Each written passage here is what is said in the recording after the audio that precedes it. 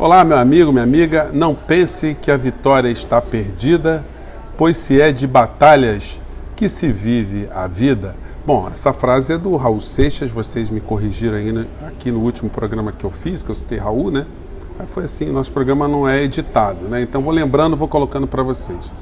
E hoje a motivação do nosso papo tem a ver um pouco com filosofia, mas uma filosofia concreta, né? É muito engraçado. Quando a gente fala de filosofia, muitas pessoas pensam que a posição do filósofo é simplesmente de proferir algumas ideias e não sair do imobilismo, né? Bom, isso pode ser o retrato da filosofia antiga. A filosofia mais moderna, ela exige que a gente una a teoria à prática, né? Teoria à praxis. E é por isso que eu vim para cá.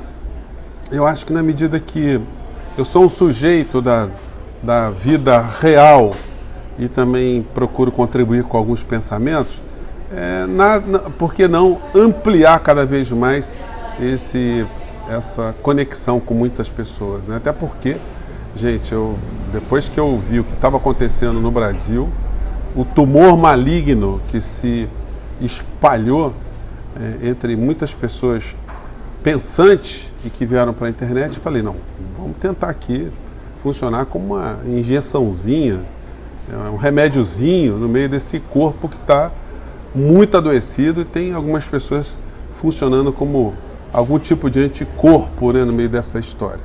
Bem, gente, eu tive conversando com alguns amigos contemporâneos, desde a época de faculdade, alguns são classe média alta, empresários também, e me impressiona como essas pessoas estão ganhas pelo mal. E eu tento entender o que está acontecendo com essas pessoas para a gente tentar ampliar cada vez mais debates e levar o maior número de pessoas para um eixo racional de novo, né? Muitas pessoas acreditam ainda no governo Bolsonaro, apesar de terem instrução, formação, berço, né? As pessoas acreditam não por razões objetivas, mas porque elas querem torcer para que as coisas deem certo. Mas só torcida não adianta, gente. Quando você analisa o que tem à nossa volta no plano econômico, a gente percebe que o Brasil está aprofundando a sua dependência e o seu modelo colonial, o modelo de ser uma colônia, melhor dizendo, né? Se você pegar dois países como referência, você pegar o Haiti e pegar a Coreia do Sul, para sair dos países tradicionais, e a gente vê que tipo de política econômica que o Brasil está praticando e para que lado que ele nos aproxima mais, se é da Coreia do Sul ou do Haiti, olha, qualquer pessoa vai chegar à conclusão que nós estamos indo muito aceleradamente em direção ao Haiti. A desindustrialização, a falta de educação, o desinvestimento em educação, em saneamento básico, em cultura, de uma maneira geral, em infraestrutura. Então a gente vai a perda de direitos sociais, perda de direitos trabalhistas, a perda de direitos previdenciários, enfim. Nós estamos jogando grandes massas de brasileiros para o Haiti. E a Coreia do Sul está lá do outro lado. A gente demoraria muito tempo para reverter essa situação. Infelizmente, em países como o nosso, a gente acaba caindo na mão de estelionatários formados fora do Brasil, normalmente formados nos Estados Unidos, que ocupam as pastas de economia décadas a fio. Normalmente essas pessoas são formadas lá fora e vêm cumprir uma missão de ajudar a entregar o Estado desses países aos grupos financeiros, aos grupos rentistas, aos bancos mundiais, e depois que eles enchem os bolsos de dinheiro ou que eles abrem as portas para trabalhar em outros lugares, eles simplesmente abandonam e vão embora. Para essas pessoas nunca falta um aeroporto, nunca falta a primeira classe e a sala VIP. Eles estão sempre muito bem conectados. Agora, a nossa classe média alta, ela de algum modo ela fica torcendo para que isso dê certo. Gente, não tem como dar certo. Um governo que não investe em infraestrutura como é o nosso, que não faz obras públicas, o setor privado que não faz isso, Os governos municipais, estaduais e o governo federal, que tem o orçamento contingenciado, o orçamento bloqueado, para onde é que o Brasil vai crescer? Como é que vai vir gente aqui almoçar, beber cerveja, tomar um cafezinho? Como é que você que é pequeno comerciante, você vai ter gente comprando tinta, gente comprando autopeça, gente cortando cabelo, enfim, as pessoas movimentando a economia. Esse governo não está preocupado com isso, o governo está fazendo grandes transações em relação à infraestrutura, à energia brasileira, entregando a pequenos grupos, e esses negócios, esses macronegócios, rendem umas franjinhas que sempre tem alguém que ganha muito dinheiro no meio dessa história. O incrível é que o nosso governo, que deveria ter uma área de inteligência, não tem. Os nossos militares são muito mal formados na Escola Superior de Guerra, como eu já falei para vocês, eles não sabem nada de economia, não entendem nada de geopolítica, não entendem nada de infraestrutura, apenas estrutura, comunicação militar, alguma coisa, porque se entendessem, eles não estavam deixando esse elemento infiltrado aqui no Brasil, que é o ministro Paulo Guedes e todos os seus auxiliares, a derreterem o nosso país como eles estão derretendo, com a maior cara de pau, destruindo interesses nacionais e o futuro das pessoas de carne e osso. Os meus empregados aqui, o pessoal, os nossos colaboradores, eu já conversei com eles, a maior parte, alguns iam se aposentar agora, não vão mais, vão se aposentar lá na frente, vão continuar trabalhando em pé. Tem um menino aqui que está comigo um pouco mais de um ano, ele tem uma hérnia aqui, ele vai ficar 6, 7 meses para conseguir tratar dessa questão utilizando o SUS. O SUS cada vez mais precarizado, com o orçamento público congelado, cada vez mais contingentes de pessoas chegando para buscar serviços públicos, as pessoas empobrecendo, saindo dos planos de saúde privado, buscando saúde pública. No entanto, a gente tem essa anomalia, pessoas que ainda foram ganhas ideologicamente para apoiarem esse tipo de governo que tem o presidente mais medíocre intelectualmente de toda a face da Terra. Até eu gostaria de convocar vocês para que pesquisassem se em alguma época da humanidade, algum país, houve um presidente com nível de mediocridade do presidente brasileiro.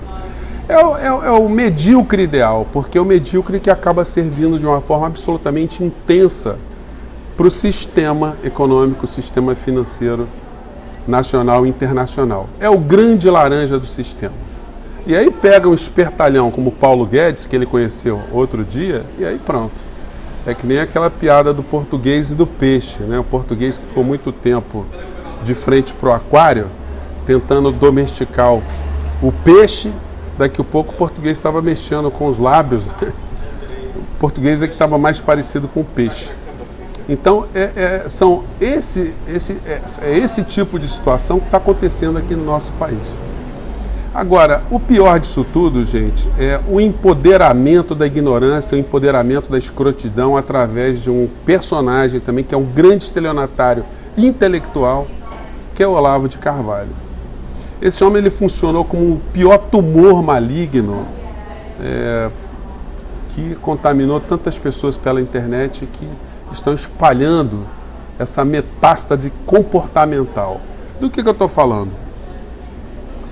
Antigamente, quando a gente estava na escola, na universidade, você discutia as ideias no plano da educação, no plano do companheirismo, do respeito mútuo, de uma maneira geral, que foi um processo civilizatório, né, da humanidade. Aí surge uma figura como essa, que começa a introduzir como método o xingamento, o desrespeito, o aviltamento de reputações, o ataque a pessoas, a agressão à honra das pessoas. Isso foi se disseminando. Então muita gente entra aqui no Portal do José e começa a me xingar, acha que me chamando de comunista, esquerdista, esquerdopata, petista, cirista, tudo quanto é ista, né? Que essas pessoas estão de alguma maneira me ofendendo. Olha, não estão não, sabe por quê? Porque eu tenho a leitura que você é produto dessa ideologia do mal que te pegou. Você está se comportando, quando você tem esse comportamento agressivo, justamente como querem que você se comporte. E você fica gastando energia com as pessoas que são do seu nível social e você não percebe como nós estamos na mão de estelionatários que estão entregando o nosso país com o seu aplauso.